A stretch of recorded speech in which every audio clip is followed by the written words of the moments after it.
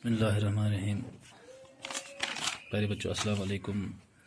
آج 18 جولائی 2020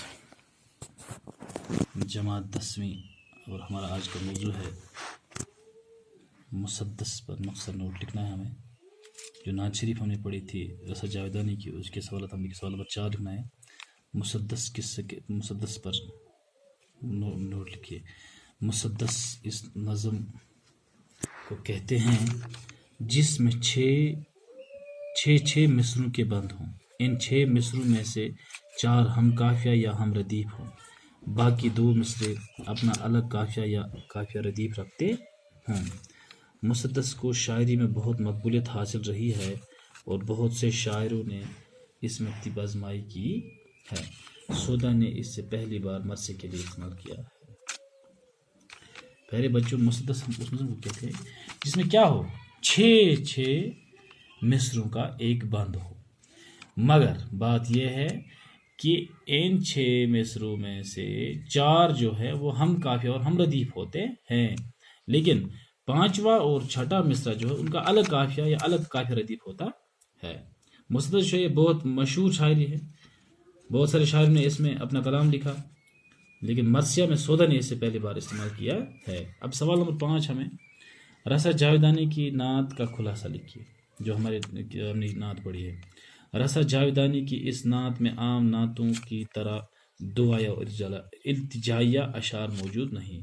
جو رسا جاویدانی کی یہ نعت ہے، عام نعتوں کی طرح اس میں دعا اور التجائے نہیں ہے، تعریف نہیں ہے، بلکہ اس نعت میں پوری عقیدت اور احترام کے ساتھ حضرت محمد صلی اللہ علیہ وسلم کی مقدس سیرت و عظمت کے چند پہلو بیان کیا گیا۔ یعنی اس نعت میں رسا جاویدانی نے رسول پاک صلی اللہ علیہ وسلم کے بہت سارے مقدس سیرت جو ہے رسول پاک صلی اللہ علیہ وسلم کی، اس کو بیان کیا ہے۔ رسا جاویدانی فرماتے ہیں کہ آپ صلی اللہ علیہ وسلم کا وجود جو ہے خالق کائنات کا ایک اعلیٰ کارنامہ ہے۔ رسول پاک صلی اللہ علیہ وسلم کا جو وجود ہے، رسول پاک صلی اللہ علیہ وسلم کا جو پیدائش ہے، یہ اللہ خالق کو دنیا کو پیدا کرنے، خالق کائنات کو دنیا کو پیدا کرنے والا اللہ ہے، یعنی اللہ کی طرف سے ایک اعلیٰ کارنامہ ہے۔ آپ صلی اللہ علیہ وسلم تمام انسانوں کے غمخوار ہیں اور تمام نبیوں کے سردار بن کر آئے۔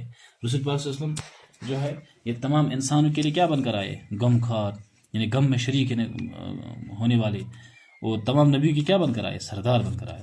آپ صلی اللہ علیہ وسلم کی شان و شوکت کو بیان کرتے ہوئے فرماتے ہیں کہ آپ صلی اللہ علیہ وسلم کا قد و قامت، چال و چلن بہت خوبصورت تھا۔ رسول پاک صلی اللہ علیہ وسلم جو تھے ان کا قد و قامت اور ان کا چال و چلن بہت ہی عمدہ تھی، اور ہر آنکھ جو ہے اور ہر آنکھ کو آپ صلی اللہ علیہ وسلم کے آنے کی آرزو تھی، یعنی تمنا تھی۔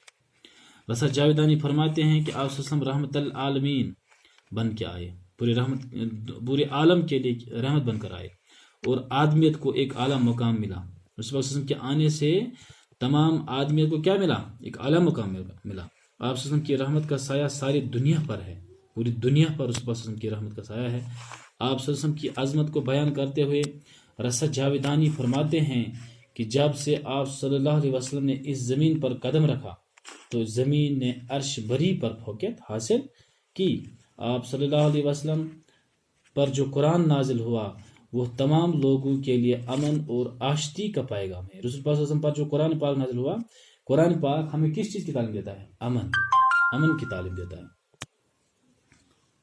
آپ صلی اللہ علیہ وسلم کا کرم مسلم غیر مسلم سب پر برابر ہے، یعنی جو مسلمان ہیں ان پر بھی رسول وسلم ایسا ہی کرم کرتے ہیں، اور جو غیر مسلم ان پر بھی، یعنی برابر ان کے سامنے، ان کی نظر میں سب برابر ہے۔ آپ صلی اللہ علیہ وسلم کا اعلیٰ کردار قدورت و نفرت سے پاک رہا، یعنی رسول پاک صلی اللہ علیہ وسلم کا جو کردار ہے وہ رنجش سے پاک رہا۔ آپ صلی اللہ علیہ وسلم کی ہستی اور شان لولک آنکھوں میں بس جاتی ہے۔ تو پیارے بچے اس کو آپ پھر ایک بار دیکھیے، اور آپ کو کیا کرنا ہے، یہ اپنی کاغذ پر آپ کو نوٹ کرنا ہے، اور اس کے بعد سمجھ کر اسے اپنے ذہن میں لا کر ایگزام کے لیے پریپیئر کرنا ہے۔ یہ مسدس ہے، مسدس آپ دیکھ سکتے ہیں، مسدس کس کو کہتے ہیں؟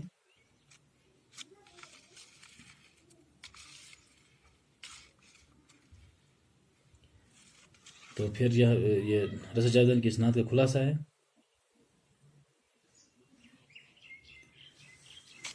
پیارے بچے اس کو اپنی کاغذ پر نوٹ کر کے آپ ایگزام کے لیے پریپیئر ہو جائیے گا۔